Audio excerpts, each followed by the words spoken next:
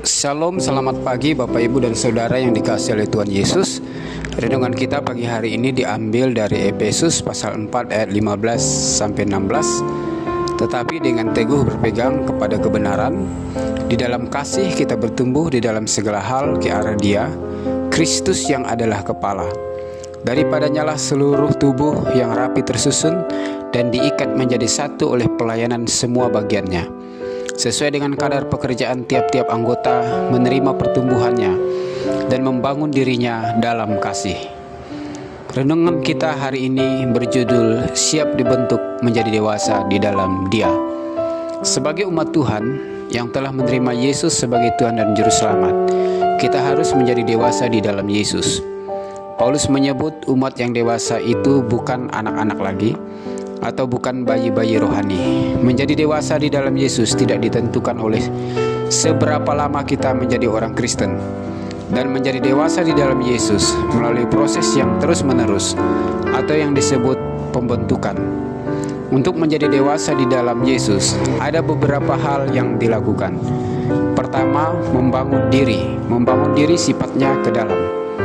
Kita sebagai orang percaya harus membangun diri untuk menjadi dewasa.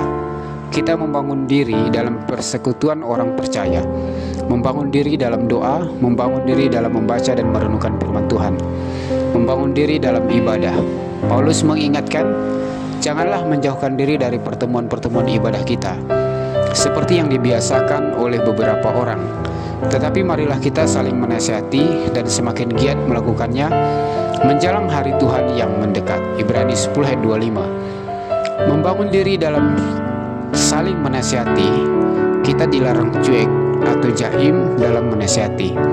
Membangun diri dalam mengasihi Tuhan, mengasihi sesama, dan bahkan mengasihi diri sendiri. Membangun diri dilakukan dengan giat, sungguh-sungguh, dengan tekun dan berjerih lelah. Tanpa kita membangun diri, kita tidak akan pernah menjadi dewasa. Kedua, siap menjalani proses kehidupan. Menjadi dewasa adalah proses bersama Tuhan dan proses dalam menghadapi kehidupan.